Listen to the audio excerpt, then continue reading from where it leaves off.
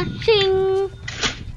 Howdy boys and girls, welcome back. If you're new to the channel, welcome, thank you for joining me. In this video, I'm just going to quickly run through how I edited our expired film shoot, looking real purple to looking somewhat passable through a lot of trial and error. There's a million ways to do this, but I'm just going to give you my take on how I got it done.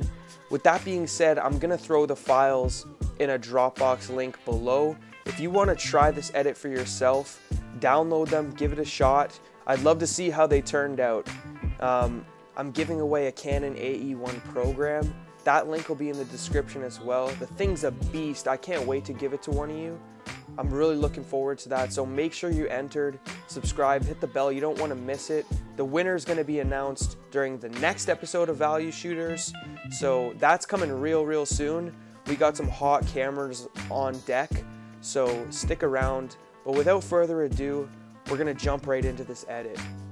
So since the shots came back really purple, we want to balance that out with some greens or yellows. So we'll push the temperature on the warmer side, and we'll pull the tints over to the green side a little bit. Now we've lost a lot of contrast as well as the highlights and the shadows just over the years. So we're going to give it a little bit of love just to make up for that.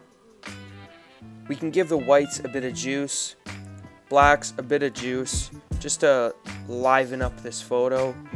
Now the clarity, I'm going to skip by that. The dehaze tool comes in handy, especially with our fogging on the expired shots. I just was messing around with the vibrance and saturation just to see what I liked. Mostly just clicking around until I found something. And just a few minor adjustments to the tone curve, nothing too crazy. I feel like in this instance, less is more.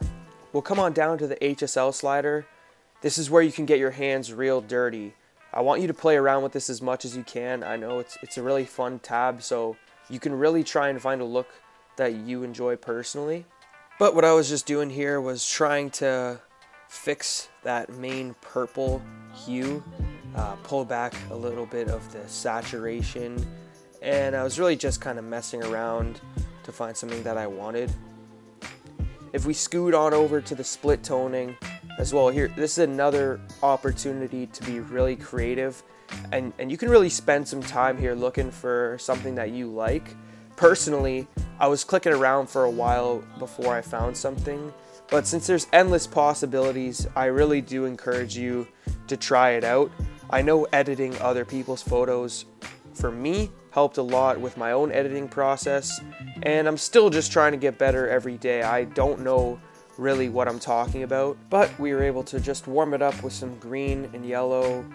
We're balancing the tint, we're experimenting with the amount of saturation, and just like I said, trying to find something that you personally like.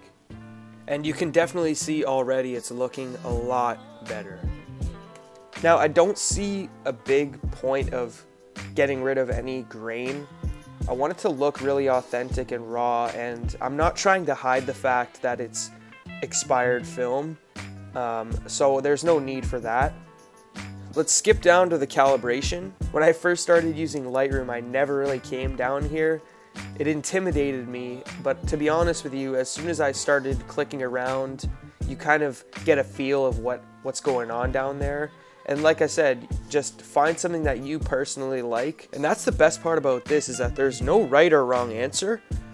One person is going to be very different from the next. So I really want to encourage you guys to give it a stab. I'm curious to see what other people's taste in edits are and what your personal flair looks like. That just about did it. I made some minor adjustments back in the Hsl and the split toning. I was trying to find a happy medium between the two, and I think I found it. And I was able to transform this really purple image into something that's actually viewable. So this was an interesting little experiment for me. I've never done anything like this. So like I said, I'm going to leave the link below for the Dropbox. If you want to try it yourself, take a stab. I'm really stoked to see what you can do. And the next episode of Value Shooters is coming real soon. So I'll announce the winner for the Canon giveaway at that point.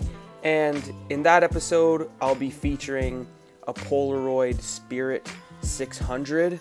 So keep an eye out for that, and we'll see you then.